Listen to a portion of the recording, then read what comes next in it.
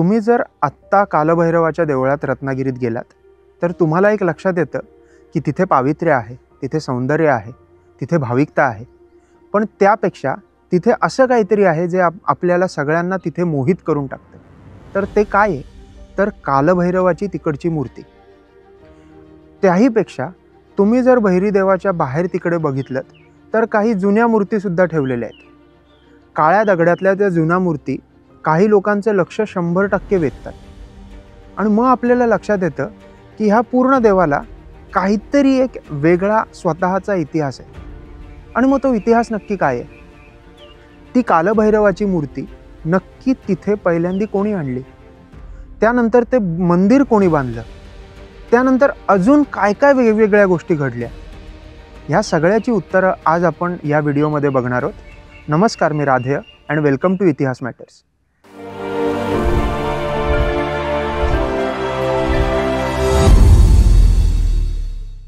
आता मुद्दाम नमूद करतोय की हा पूर्ण व्हिडिओ करताना जे काही आधीचे इतिहासकार किंवा ज्येष्ठ इतिहास अभ्यासक होते ज्यांनी भैरव मंदिराबद्दल, कालभैरवाबद्दल अभ्यास केलेला आहे, तर त्यांच्या अभ्यासातूनच मी सगळं बोलणार आहे. सगळ्या प्रकारचे पुरावे फोटोच्या रूपात मी या व्हिडिओमध्ये मध्ये टाकणार आहे. त्यामुळे कुठलाही शब्द ह्या व्हिडिओमधला हा इतिहासाला धरूनच असेल आणि स्वतःच्या मनाचा नसेल ह्याची मी काळजी, आणि त्यापेक्षा ह्याची काळजी पूर्ण टीमने घेतलेली आहे. साधारण काळ 1526. तेव्हा विजापूरचं राज्य पूर्ण आत्ताच्या दख्खनच्या पट्ट्यात होतं आणि विजापूरचा तेव्हाचा शहा होता अली आदिलशाह. आदिलशहाच्या नेमणुकीमध्ये सोरबाजी सावंत नावाचे एक खूप थोर पुरुष होते. त्यांना 2 मुलं होती, तुकोजीराव आणि रामराव. ह्या दोघांना फौज फाट्यासह सातारा आणि तळ कोकणात रत्नागिरीमध्ये पाठवण्यात आलं. आता तिकडे पाठवल्यानंतर त्यांनी साताऱ्यात पहिली पूर्ण धुळधाण उडवली आणि नंतर त्यांचा रोख रत्नागिरीवर आला. आता रत्नागिरीवर का आला? तर रत्नागिरीचं तेव्हाचं राजिवडा बंदर हे फार जुनं बंदर होतं आणि तिकडच्या व्यापारावर ताबा हवा आणि रत्नदुर्ग किल्ला आपल्या ताब्यात हवा, म्हणून त्यांचा पूर्ण मोर्चा इकडे वळला. आता तेव्हा रत्नदुर्गचे किल्लेदार कोण होते? अनंतसिंह. त्यांना माहीत होतं इथे खूप मोठं युद्ध होणार आहे आणि तसं युद्ध घडलं. रामराव आणि तुकोजीराव ह्यांनी खूप मोठी चढाई पूर्ण रत्नदुर्ग किल्ल्यावर केली. ह्या पूर्ण परिसरात खूप मोठे युद्ध झाले आणि अर्थात अनंतसिंह हरला. पण एक दुःखद घटनाही घडली. तुकोजीराव यांचा कनिष्ठ बंधू रामराव आणि त्यांचा ज्येष्ठ पुत्र हंबीरराव हे दोघेही कामीस आले. पण किल्ला हातात मिळाला होता आणि अली आदिलशाह यांच्यावर खूप खुश झाला होता आणि तुकोजीरावांना इकडेच त्यांनी आपलं ठाणं वसवायला सांगितलं. तुकोजीराव हे सावंत साळुंखे कुटुंबाचे वंशज. ते इकडे आले आणि त्यांनी पहिलं काय केलं असेल तर झाडगावात आपलं ठाणं वसवलं. आता झाडगावात ठाणं वसवल्यानंतर अर्थातच आपली कुलस्वामी तिथेच जवळ बसवली, ती म्हणजे श्रीदेवी जोगेश्वरी. अजूनही जोगाईचं देऊळ तिकडे आहे, ते तेव्हा त्यांनी वसवलं होतं. आणि त्यांचा जो कुलस्वामी होता श्रीदेव भैरव, त्याची मूर्ती त्यांनी किल्ल्याच्या पायथ्याशी एका ठिकाणी स्थापन केली. आपल्या कालभैरव मंदिराचा इतिहासाची सुरुवात ही इथून होते. सावंत साळुंखे कुटुंब हे अनंतसिंहाला हरवून इकडे जेव्हा आलं तेव्हा त्यांनी श्रीदेव भैरीची मूर्ती स्थापना केली ह्याचा उल्लेख आढळतो. भारताचार्य ची वी वैद्य ह्यांनी एका कैफियतीला स्वतःचा अभिप्राय दिला होता आणि त्याबरोबर सावंत साळुंखे कुटुंबाची वंशावळ पाहिली तर ही माहिती सगळी ह्या दोन्ही ग्रंथांमध्ये उपलब्ध आहे असे उल्लेख आपल्याला आढळतात.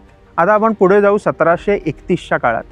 1731चा काळ आपण बघितला तर तेव्हा आंग्र्यांचं साम्राज्य पूर्ण तळ कोकणात होतं. त्याबरोबर मराठा साम्राज्य आत्ताच्या दख्खनच्या पठारावर आपण किंवा दख्खनमध्ये होतं असं आपण म्हणू शकतो. त्यांचेच एकदम घनिष्ठ संबंध असलेले खांदेरी येथील भिवजी गुजर सरदार हे इकडे रत्नागिरीत आले असे उल्लेख आपल्याला आढळतात. आता आंग्र्यांचं साम्राज्य हे पूर्ण कोकणात स्वतःची सत्ता प्रचंड ताकदीने चालवत होतं आणि तेव्हा भिवजी गुजर हे खूप जास्ती जवळचे लोक मानले जायचे. आता हे भिवजी गुजर सरदार रत्नागिरीत आले आणि रत्नागिरीत आल्यानंतर त्यांनी अनेक ठिकाणी अनेक वेगवेगळी देवळं बांधली असे आपल्याला उल्लेख आढळतात.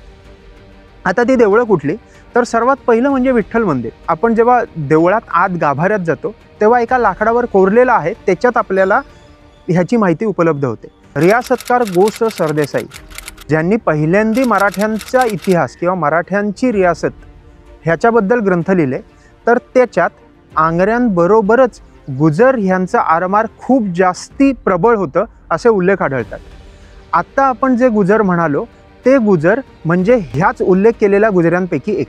आता गुजर कुटुंबीय 1731 साली इकडे आले आणि नंतर ते इकडेच स्थिर झाले असे उल्लेख आपल्याला आढळतात. साधारण 1780च्या काळात त्यांनी बहिरी देवाचं मोठं भव्य मंदिर बांधलं असे उल्लेख आढळतात. ज्येष्ठ अभ्यासक ए.डी. तोडणकर यांनी त्यांचा उल्लेख अशाच प्रकारे केलेला आहे. आता तुम्हाला लक्षात येईल, आत्ताचं जे कालभैरव मंदिर आहे ते मंदिर भव्यपणे बांधलं हे गुजर कुटुंबियांनी.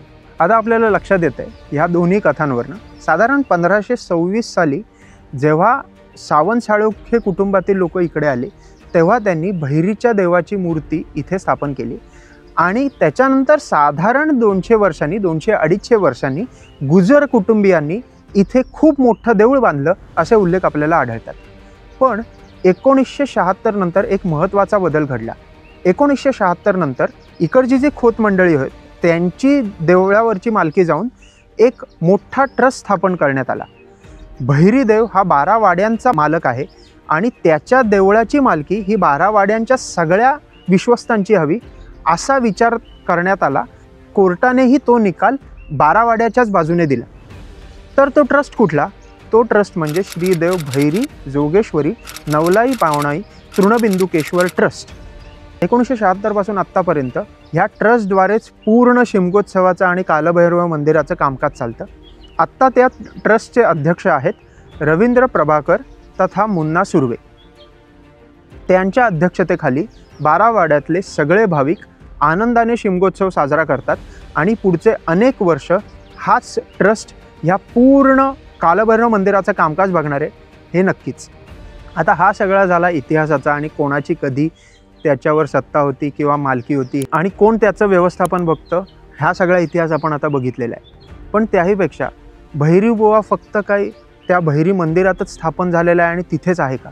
तसं मुळीच नाही आहे. जे जे भाविक शिमगोत्सवाला खूप मोठ्या गर्जना देत भैरी देवाच्या पायाशी येतात त्यांच्या प्रत्येकाच्या मनात भैरीबुवा आहे.